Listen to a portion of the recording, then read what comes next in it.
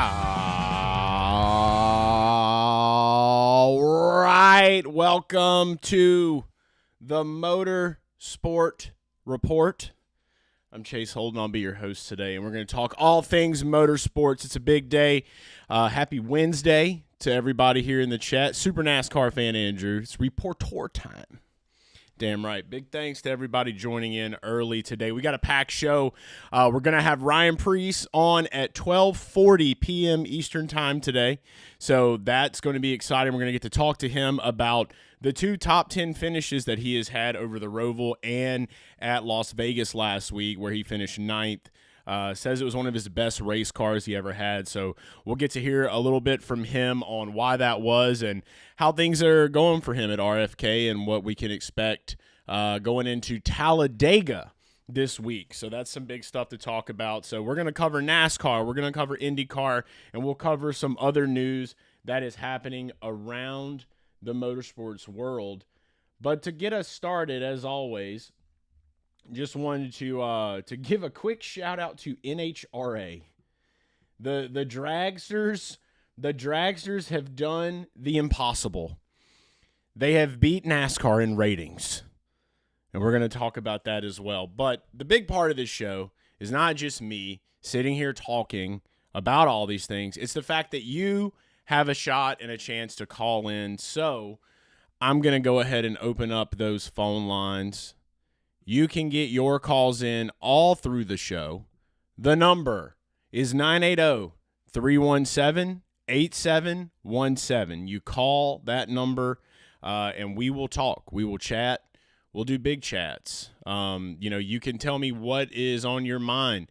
What did you think about the race at Las Vegas? Are you happy that Denny Hamlin won 60 races? All that and more. Any IndyCar fans out there that are watching that want to maybe talk a little bit about the latest news with Unico's Hollander Racing. Rinus VK signed yesterday. And if you are a fan of IndyCar, you should definitely check out Speed Street podcast with me and Connor Daly today. We got a caller. Motorsport Report, you are live. Hey, man, what's going on? Hey, what's up? What's your name? Where you calling from? Zach from Alabama. It's Zach from Alabama, like clockwork. My guy, Zach, what is up with you this week, man? How are things going? It's going pretty good. I just got out of the dentist office, as usual. And Talladega this weekend, so kind of excited for it. Unfortunately, I cannot go, so. Dang. It's tough. I hate it. I'm not going to be there either, Zach, so. The good news is we will be watching it live on Sunday. We'll be streaming it. My dad called. My dad is going to Talladega. He told me this morning there's a chance that it may rain, which would break the streak of races we've had in 2025 with no rain. Did you know that, by the way? Crazy stat. I haven't looked at the weather for Talladega, but now learning that, I'm kind of glad I'm not going because I hate being at a track with rain delay. Me too. I feel that. Yeah. But some other things. Formula One be in Texas this weekend, so. It sure will. All the celebrities are out. Drew Barrymore is even there. Are you a fan of Drew Barrymore? Like some of these celebrities they invite to these Formula One races, I do not know who they are. Right. Isn't that crazy? NASCAR does a great job of having some relevancy, other than when they have WWE people out. Because I don't watch wrestling, so I don't know any of those guys. But they do a great job of getting celebrities at NASCAR, like actual celebrities that I know. What about you? Can you say the same? Yeah, I mean NASCAR, they know how to cater to their usual American audience, but like Miami, Vegas, Austin, they invite these celebrities, and I'm like, I don't think they care about anything about racing. They're just there for views and money.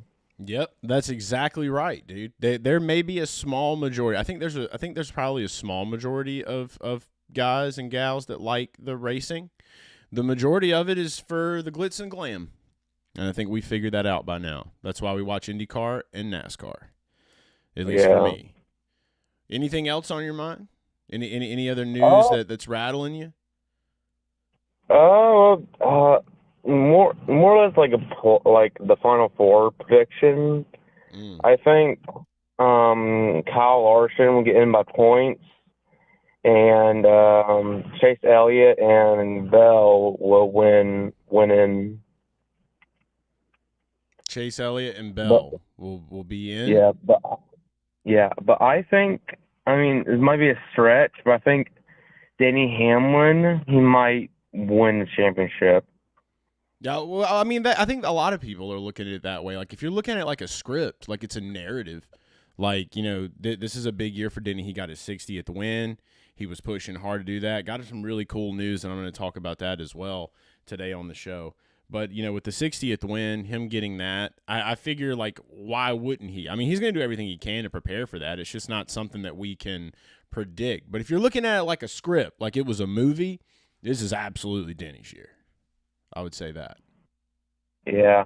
I mean, I hope he does win because, you know, like, this is like a big year for Denny Hamlin with suing NASCAR, 2311 and all that. I agree. I totally agree with you on that front. Well, Zach, we've got that. So we know Denny is who you'd like to see win in NASCAR. Did you watch the Bathurst? Did you watch Bathurst at all? Bathurst what? Did you watch the Bathurst 1000? The Supercars race? Oh, from Australia? Yeah. I did not. I want to watch it, but every time I hear about it, I just forget like when it's supposed to be on. Yeah, I've heard it was a great event. I didn't get to watch it myself. I saw a couple of clips, some highlights. We'll talk about that as well in the program. But I want to say thank you as always for calling. Is there anything else before we let you go? Not a whole lot. Like, not really a whole lot locally. Are you going to do this show next year? Yeah, this show is here to stay. We will continue to do Motorsport Report. So Motorsport Report is here to stay, and we're going to continue our live streaming as well. So on Sunday, I'll be live streaming Talladega here on the channel, and then during the race, so I'll be live reacting to the race the whole time, kind of do our little alternate broadcast, and then every Wednesday I'll continue to do Motorsport Report. Yeah.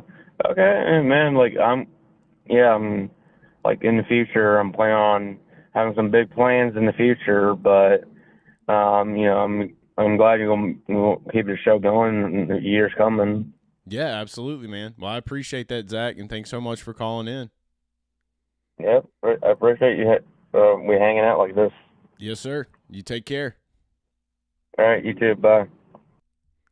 That's Zach from Alabama. Great guy. Calls in every week. He's a regular on the program now. We're only what 5-6 episodes deep into Motorsport Report. Brand new show.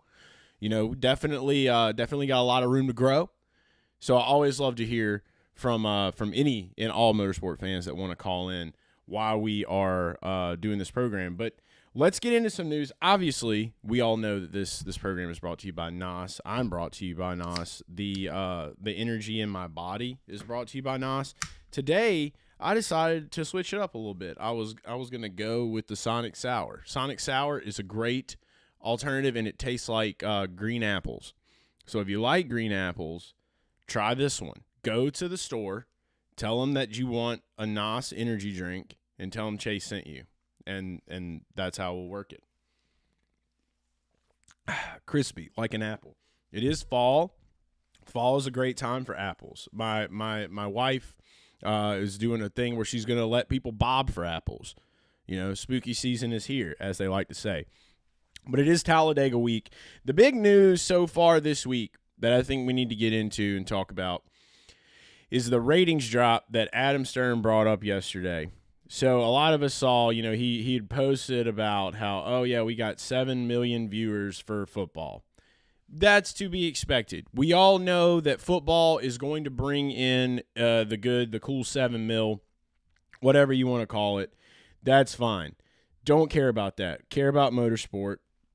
And I put a post up yesterday because when I saw that NHRA, basically about 100,000 more people tuned into the Fall Nationals NHRA, and I've been to some NHRAs. I've been to an NHRA event, okay?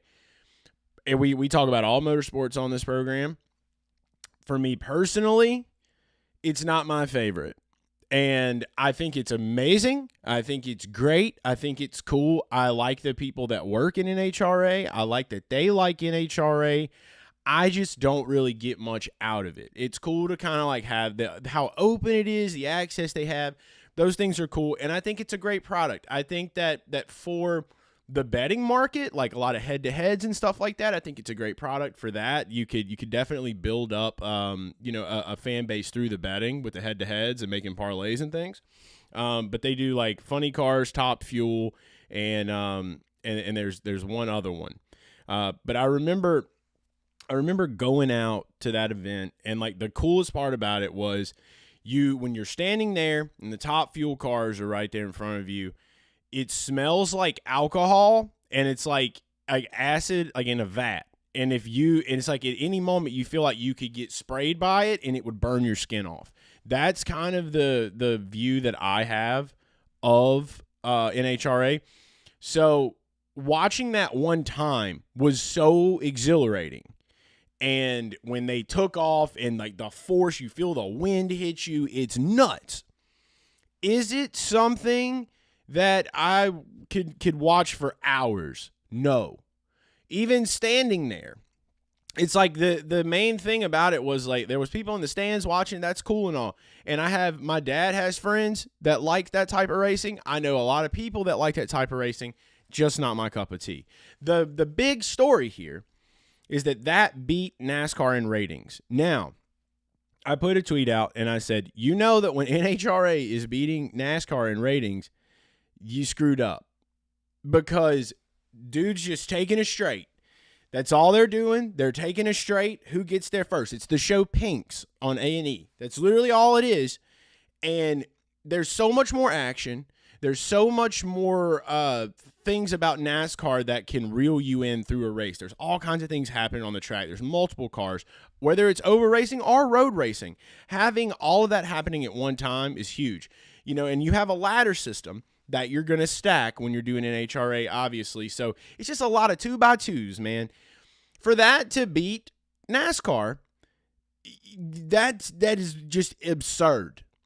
It is absurd. But the reason that it did beat NASCAR, and a lot of people don't want to mention this, and I get it, I don't think it should happen, period, because NASCAR is supposed to be this big product that's going to pull people to go to all these channels and all these different places. Like if you're a NASCAR fan, you should go out of your way to go to that channel.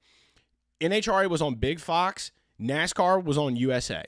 Okay? Still, NASCAR should be able to have a fan base that even if their TV's on Fox after they watch a football game, or it's like 12 o'clock or whatever, primetime football slots, people are looking for football, whatever. You should be going to look for USA. Okay, that came on at 5:30. I even noticed a drop in viewership on YouTube with my live stream starting at 5:30 versus starting at the 1 to 2 p.m. slot.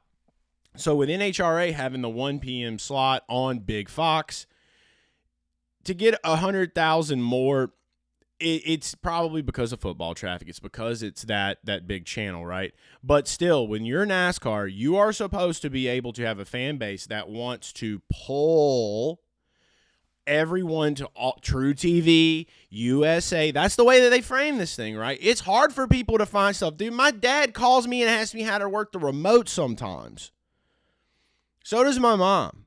Okay, so for the older generation, it can get tough, and especially with the cable network stuff now too. That's why I always say, like, even though we're moving into an age of streaming, we're moving into an age of internet television. You still have to have that big presence, because I mean, even when I'm live streaming, I'm still watching on YouTube TV. And I have YouTube TV, but not a lot of people have it. What is up, Owen? Welcome to the show. And so what this all comes down to is, Can you make the excuse that, oh, it's Big Fox? Yeah, you can make that excuse all day long. We all get it. You know, it was 100,000 more, whatever. That's still 100,000 more people that didn't go out of their way to go to these networks that you're putting NASCAR on. I still don't think it's a great look because for the way that we beef up the product. I'm one of those fans, though. I know where to go. I'm going to go find it. I'm going to go do what I got to do. But not everybody is as diehard of a NASCAR fan as maybe I am or the viewers of this show are with motorsport in general. So that was a big one, and it obviously caused a very big stir. And I know there's a lot of NASCAR fans out there right now, especially some of the old heads that are really wanting to, you know, just try to just continue to pile up and bully down on this 36 race format. Like I said, am I a fan of the playoffs? Not really. Am I going to watch it? Yeah. Am I going to support what NASCAR's got? Yeah. When NASCAR does make a change to a new format, am I going to be happy? Yeah. Am I happy now? Yeah, kind of. I like to watch NASCAR, so whatever is going on is what I'm going on with. I like cars on track. I like cars going round. That's the thing that I feel like a true race fan, a true motorsport fan, they get into. Now, I do want to see that format get back to, you know, at least to where it's a little bit more serious with the points. It's not so much, you know, playoffs, because if we're going to go playoffs in the future, you might as well figure out a way to just take down just the cars in the playoffs and just tell everybody else to go home. I mean, if you're trying to be like stick and ball sports, I don't see why you just don't figure out a way to do that. Figure out a way to just tell everybody else racing, go home. Here's the playoffs. Figure that out. I like the point system. I think the point system is going to work, and I think a lot of people would agree with me on that. So NHRA has playoffs. NHRA also got a little bit of football traction. So I play a little bit of devil's advocate there. There are a lot of people that are up in arms. They're going to use every excuse that they can. However, not a good look. You're supposed to pull NASCAR fans to wherever it's being televised. So that's just kind of the way I see it.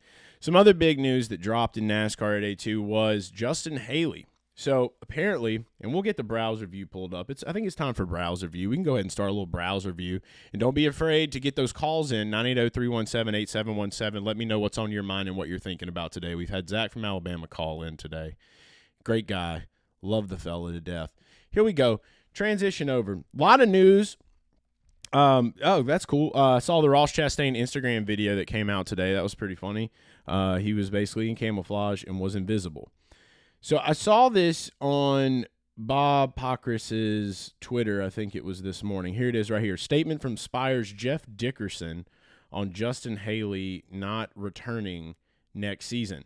This is a decision that was not taken lightly. Justin has been a member of the Spire family since he was a teenager. We've watched Justin grow from a young driver trying to make his mark in the sport to a proven winner. He helped strengthen our organization into what it is today. He made us winners and returned home after forging his own path in the Cup Series. Justin is the embodiment. It's the normal jargon, your normal jargon of letting them go. They also included, we wish them the best. You always got to wish somebody the best. Wishing people the best is kind of like it's just the kind of way of saying, we wish you the best.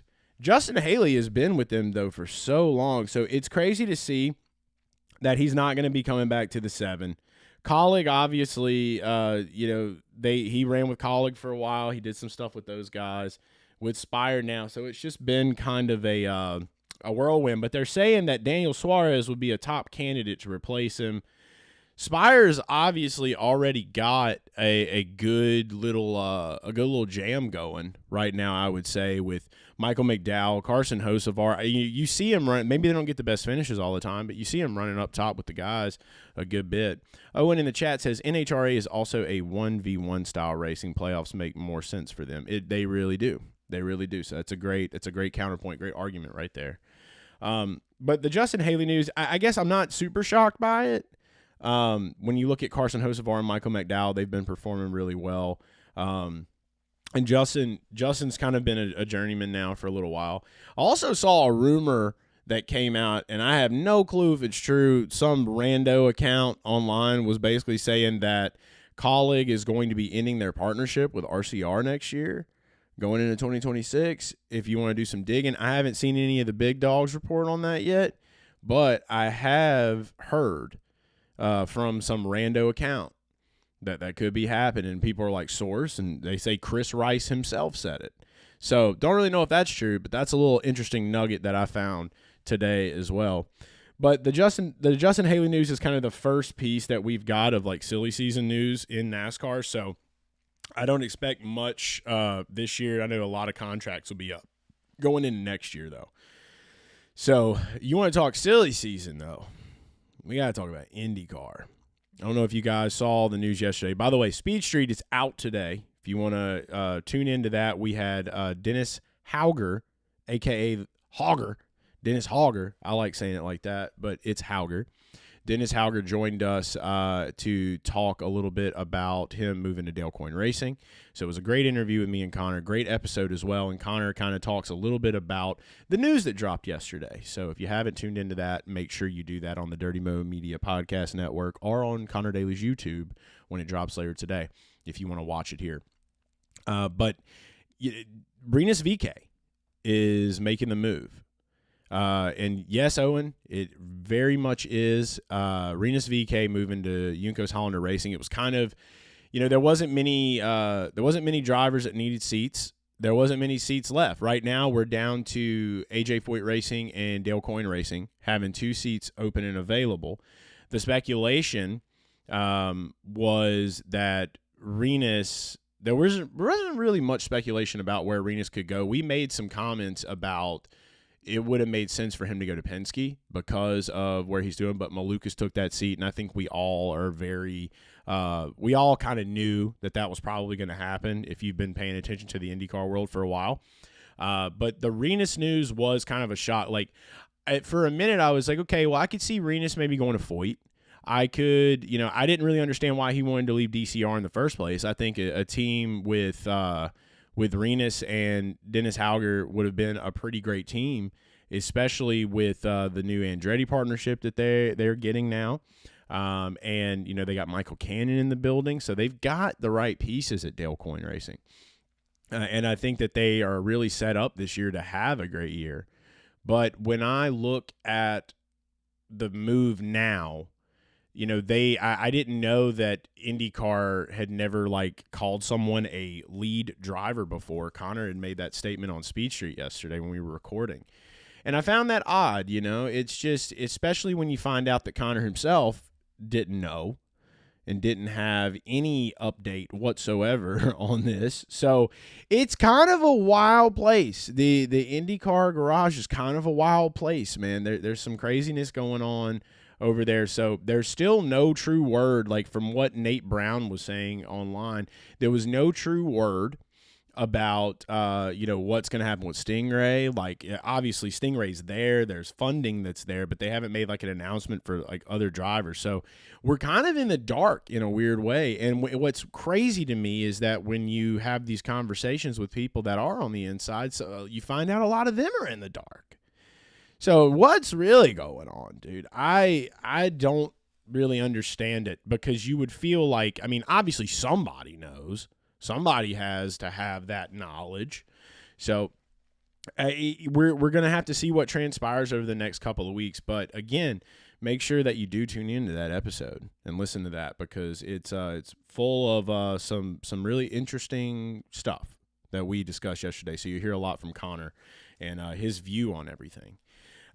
Aside from that, we got to talk about Las Vegas a little bit. We'll hop back over to NASCAR. Denny Hamlin, 60 career wins, puts him in some elite company. And when you're looking at what Denny Hamlin has done over his career, there's been a lot of ups and downs. There's been a lot of question marks around him with the championship. It feels like he's closer than ever before, kind of like what Zach was saying a little bit. He hopes Denny wins the championship. I think a lot of people are rooting for Denny to win this one. But he gets put into some pretty elite company. There was a graphic that I saw that was kind of showing off some of the other drivers that are in that category, and I want to get it pulled up so that I can make sure I give credit to everyone that is in that club, because winning 60 races in a NASCAR career is kind of a hard thing to do. So anytime someone can come in, make those things happen, you got to give them respect. And the club that he's in, he is now, I think obviously he's the lowest on that. He's going to be the lowest on that list, but there's other big company, and he may be one of the only guys that have done that. So I'm looking for it right now. We're going to Google NASCAR drivers with 60 plus wins. That'll give me what I need. Okay. So here we go. The NASCAR Cup Series drivers with 60 or more career wins. Richard Petty, 200. David Pearson, 105. Jeff Gordon, 93. Bobby Allison, 85. Darrell Waltrip, 84. Jimmy Johnson, 83. Cale Yarborough, 83. Dale Sr. with 76. Kyle Busch with 63. Kevin Harvick with 60. And now Denny Hamlin. So that is legendary company that Denny is in. And you got to give him that credit. So the crazy thing is I still think we've got a couple more years of Denny racing here. He should easily be able to surpass Harvick. I think that another win is definitely in Denny's future. Him and Chris Gale have really vibed this year, making some things happen. But I think that the biggest part of it is anytime you have an external or extra motivating factor to do something, it's going to push you to that direction. He's been pretty vocal about how his dad's not in the best of health. We don't know a ton about what's going on with his dad, and, we respect his privacy on that for sure. But to watch him get out of that car on Sunday and to have the expression that he had where he was just like, usually I would give the crowd some shit here. I'm not going to do that today. I thought that showed you everything that you needed to see. Like, this is something he's had on the vision board, for a long time. And I feel like every driver probably does. But when you're actually close enough, when you're sitting at like 59 wins, or even if you're sitting at 50 wins, you're like, okay, 10 more. We can do this. And then let's see. So I know that Denny's not one of those people where I don't feel like 60 was his cutoff by any means. But he talked about how it was just so important for him to like have his dad see him do that. So now with him punching a ticket to the playoffs, he's never won a championship. He's closer than I think ever before to actually doing it. And how fun would it be to see the Francis, the NASCAR, crown him a champion in this year when these things are happening? Owen in the chat says he has 20 more wins than Martin, who is known as one of the greatest to never win. Denny has solidly put himself in that spot now. Absolutely. NASCAR fan Andrew, who thought Denny Hamlin would end up with more wins than Kyle Busch at the end of his career? Nobody probably thought that when Kyle was still at Gibbs. Yeah, never win a championship. Okay, so I think he can easily get past 60. I think he can easily get past 63. I think we probably see Denny. I'm going to call it right now. I'm going to say I think we see Denny get to maybe if we're looking at the next 2-3 years, he's looking at 76. I don't know if he can quite get to 76. Maybe he can. I'm not going to say that he can't achieve anything, but I think realistically, I think he can easily get into the high 60s. I'm going to say that he gets into the high 60s before he calls it quits. He's still young enough. He's still young enough to do it, and he could be one of these guys that just stick around, dude. We're in a very different era now where health, like a lot of things have changed with technology and healthcare and the things that we're going to be able to do to extend our life and to make ourselves healthier are all changing now too. So as we advance into the future, we may see these guys continue to race, into their late 40s, maybe into their early 50s. And so especially when you have these types of goals to where you're wanting to hit those high numbers, I don't see why it's impossible, especially now. He needs 7 more wins for the meme. I was at my kids' baseball practice the other day, and they were all out there on the field, 6-7, 6-7, and I walked out there and I started doing it with them, and they were just mind blown that I knew. All right. It's 12:29 p.m. on Wednesday. We got a call coming in. Motorsport Report. What's your name? Where you calling from? Hey, this is Mick from St. Pete. How you doing, Chase? Mick from St. Pete. First-time caller. What's up, Mick? How we doing today? I am doing good. I'm a big fan of yours, and I am a die-hard IndyCar fan. All right. And I root for David Malukas. Nice. And he's kind of gotten me into the ovals since he kind of goes beast mode on the ovals. Yeah. Yeah, I can imagine that. He's a stud. Over. Oh, yeah. I decided to check out my local track. There is a 3/8 of a mile oval track just 20 minutes from the St. Pete race. And I had the best time ever. So I just want to let people know, if you are dying for IndyCar, go check out your local track. There you go.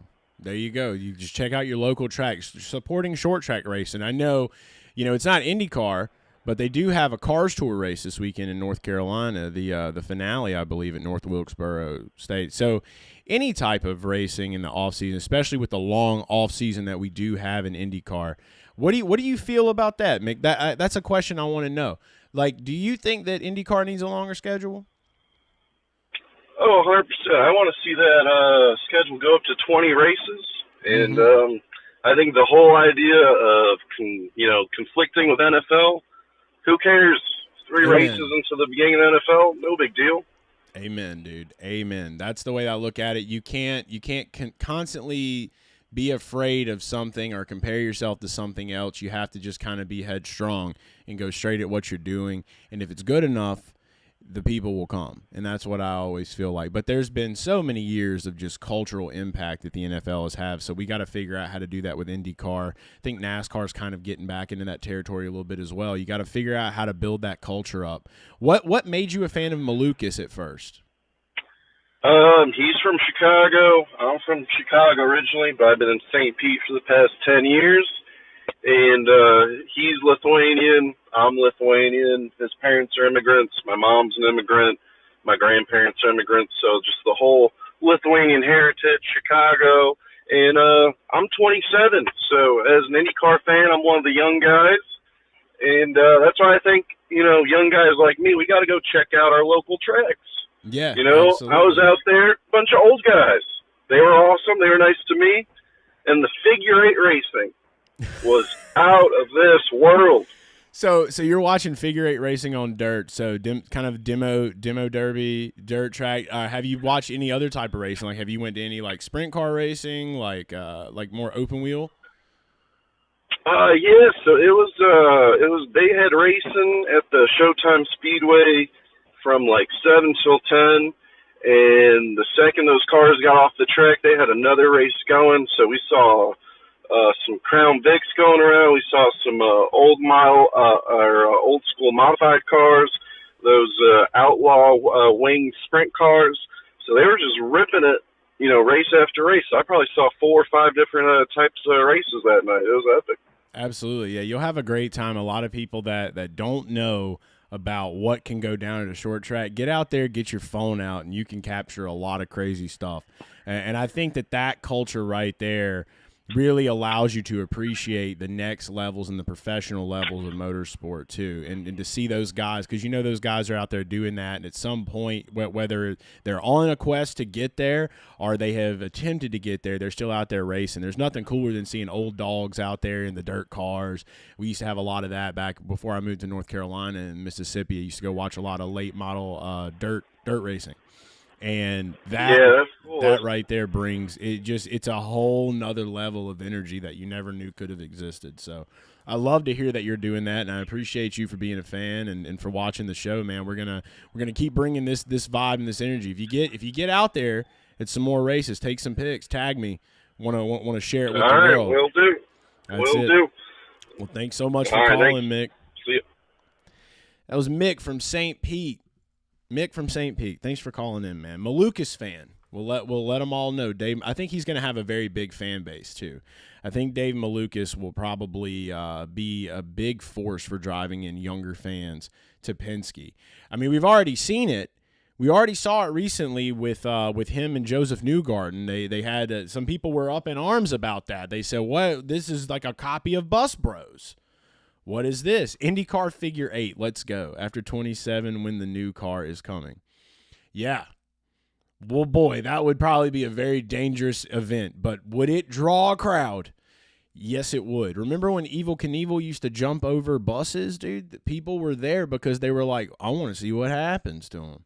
There's that element of racing, and I say it all the time, there's an element where you're watching people do something that you probably would never attempt that makes you want to watch it.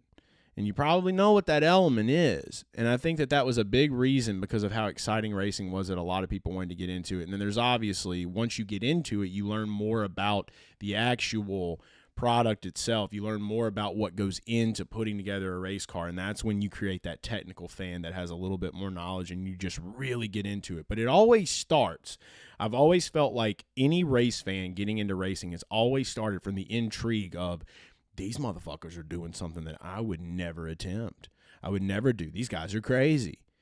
That's what draws you there. That's what brought you in. People, I mean, my parents used to go to Talladega because they were like, who's going to get in the big one? You know, that was an element. Do the dangerous type of racing like IndyCar Figure 8 on iRacing. That's what that's a great place to do it as well. There's been some news, too, and if anybody's watching and has some updates on the NASCAR 25 game, I've heard servers have been down. They've been having all kinds of stuff going on, but for the most part, it looks like it's been a pretty great game. Just hate that it's only on digital. I went to Walmart last night looking to see if they had the little card for it. No cards.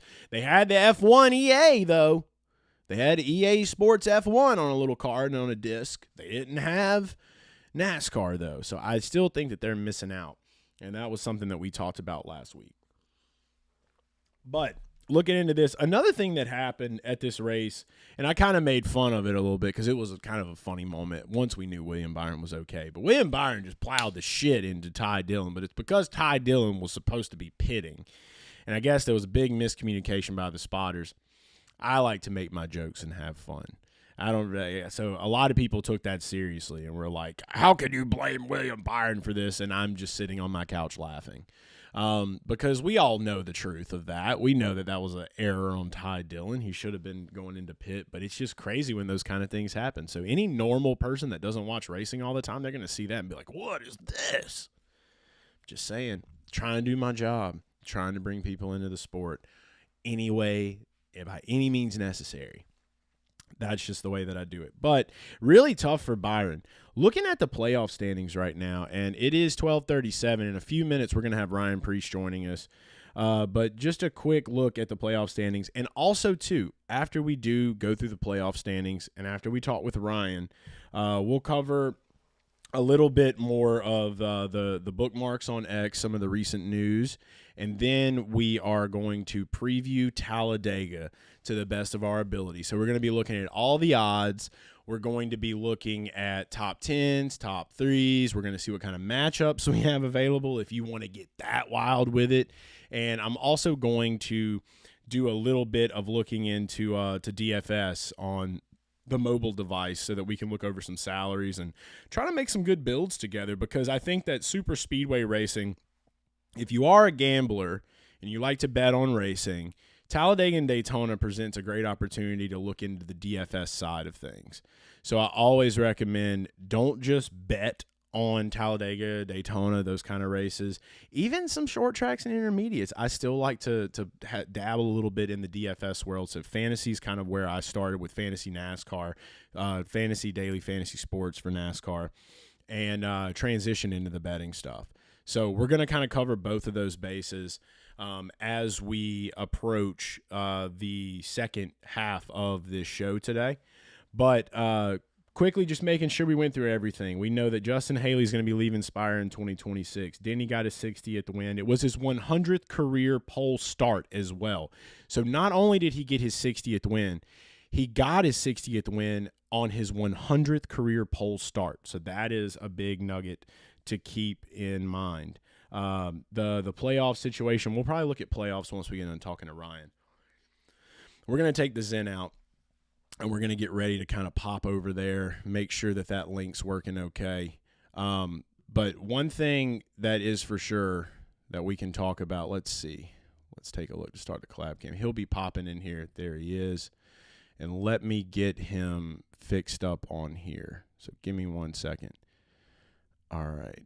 Ryan, we got you. I don't know if you can hear me well or not. Just nod your head if you can hear me. All right, he can hear me. All right, he can hear me. So I'm getting him sized up right now. Can you turn your phone sideways? That way it'll kind of fix, maybe, hopefully. I don't know if it's going to do it or not. It might not. It's fine. I'm going to get you framed up, dude. So I'm getting you framed up before we get you on. There it goes. All right, now it got big on me. All right, give me 1 second to try to frame this thing. All right, and we are live right now. It's just me on the screen, though, so I don't have you on the screen yet for everybody. Turn it a little bit. Let's see. Turn it just a little bit to where you're kind of a little more centered. A little bit more that way. A little bit more that way. Now, this works. This will work right here. This is going to be perfect. All right, so we're going to transition you over. All right, Ryan Preece. My guy Ryan Preece is finally on the show. Congrats on the kiddo, brother. You had your second child, and that was had to be an exciting time right before you rolled into Vegas. Tell us a little bit about the trip. No, it definitely was, and all when I was driving Heather to the hospital, I was thinking, man, Chase is gonna be upset. I was supposed to go on his podcast in a couple hours. So I hope that's the last thing you were thinking about, man, because I'm like, dude, you're having a baby, dude. It's like these things happen. You got to go, dude. So I get it. Yeah.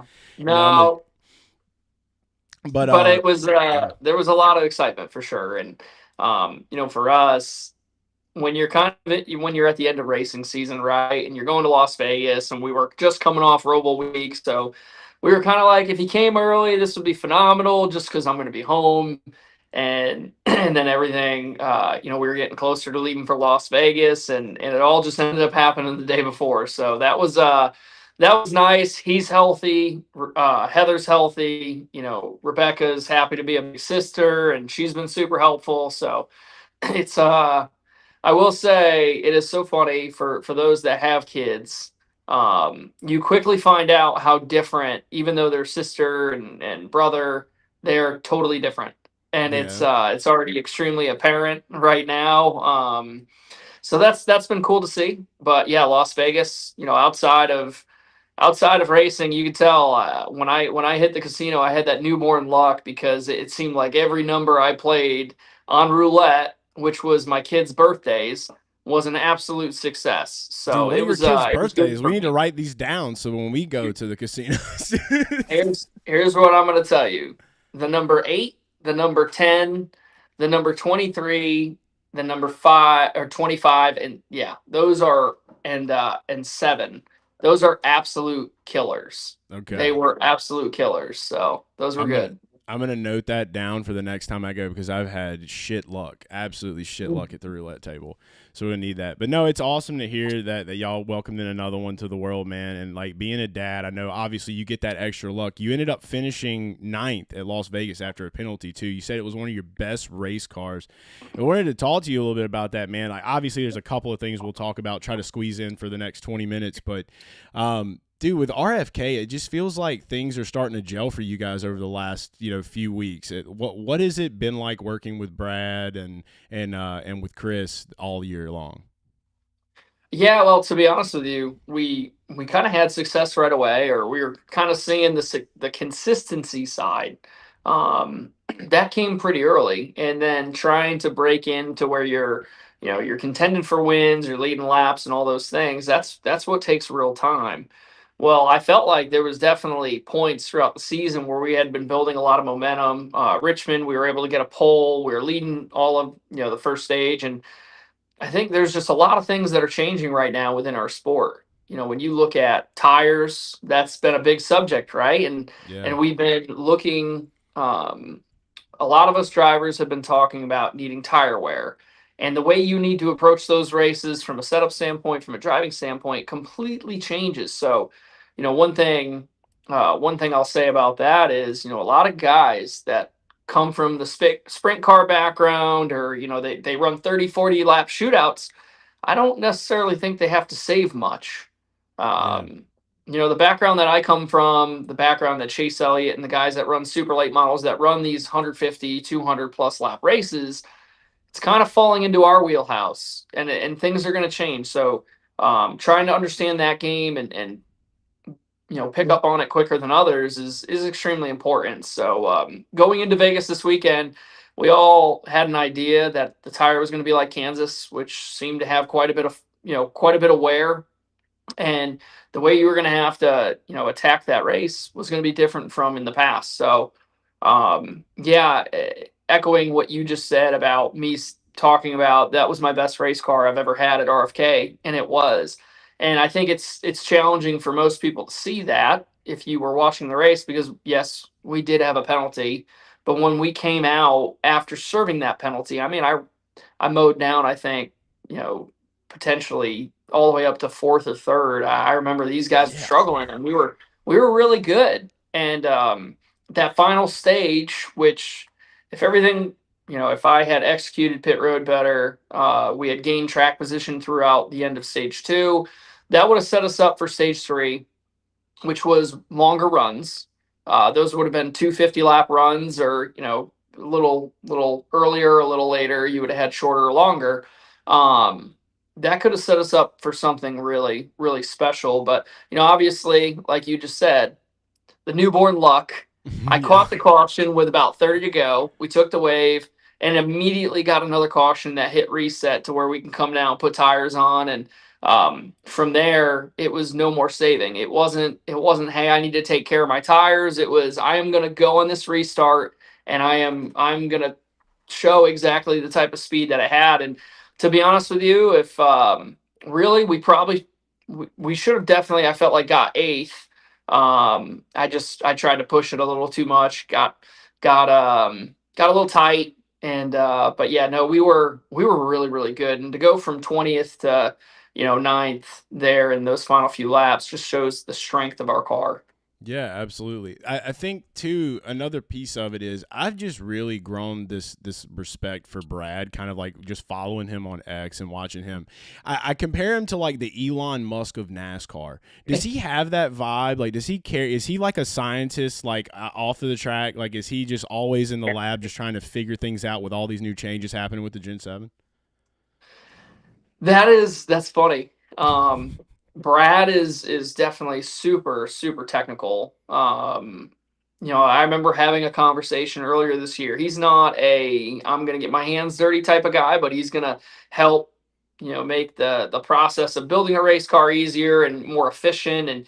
And he is super technical in that aspect. And I've really enjoyed actually learning his story, because I truly think that not a lot of people understand the story that he has. And I think if you go on different podcasts, you can kind of put it all together and have a better understanding for it. But he got here for a reason, and he's been a great teammate, a great owner. And for us as drivers, it's great having Brad, because he can streamline the process of, hey, we're struggling with these areas. Well, I am too. And what do you think it could be? And, those are the conversations that really start in our debriefs or previews for the next race. And, he really helps elevate, RFK, and continues it to grow to, everybody talks about we haven't won a race yet this year, none of us, but I feel like our consistency and all those things is we're climbing that mountain. So we're ready. Once we do reach the top, we can sustain it. Absolutely. When you look at what you guys are able to bring to the table in NASCAR, like one of the things that I love the most about watching you guys off the track is your marketing ability. So with all of your brand sponsors, you guys put together some of like the goofiest shit. The cutoff race suit that Brad had, you guys did an infomercial with that. What's it been like, kind of like brainstorming in those moments, and like how much of your personality have you been able to bring to the table with the marketing side of things? Yeah, I mean, I honestly, I think it just comes down to, everybody at RFK. you try to put the best people in place in groups and let them run wild, right? And Yeah. that's one thing that I feel like that's one of the many things that I feel like we have here is we have a team that is just completely inundated in, hey, what is going to be the best thing that we can do from a social aspect or for our partners, and are you guys willing to do this? And Brad, Chris, and myself, we're bought in. I typically look at what I call admin. I'm not. They like Yeah. to run off with the whole admin thing. I typically look at them and say, "Hey, man, this is what you guys think about. It's no different than me if I'm, building my race car and I know what I'm doing, just Use like me. you know what you're doing. You Right. tell me what to do, and I'll do it." So Well, they're that's killing it. that's been a lot of fun. Yeah, and they are killing it. I make sure, there's. I feel like our world is really easy on looking at people and telling them when they're doing things wrong, but you got to praise people for the things that they do right. And that's something that, boy, that social team, they're just killing it, Yeah. definitely. Speaking of social too, like I wanted to, you and I haven't really got to like sit down and talk for a while. So like I wanted to pick your brain on the current landscape of like NASCAR right now. Like we don't have to get too much into the whole no playoff debate or whatever, but like where are you seeing things from inside of the garage, inside of a team organization, as opposed to like what all the fans are seeing from the outside, and where do you see things actually heading into the next year? Yeah, I don't completely know. I can tell you, me as a purist, I love the season long points. I love because it tells the entire story of a team. I Yes. think the system we're in right now, it could create a lot of energy at points, but Energy's a I word.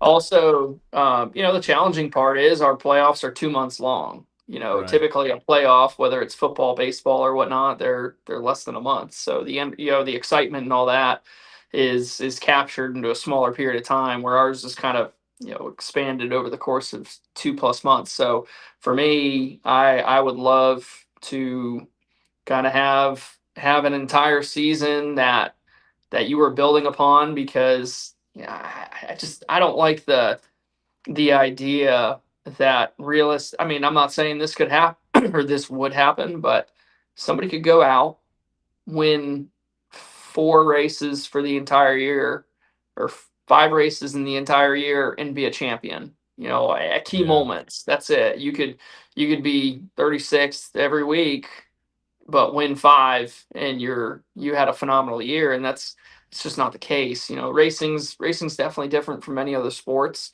It's a team sport, and it's a grind. So how you go through those 36 points races, that should really matter. So yeah, as far as the direction and all the things that are changing, I'm a huge fan, and I think we see that with the tires.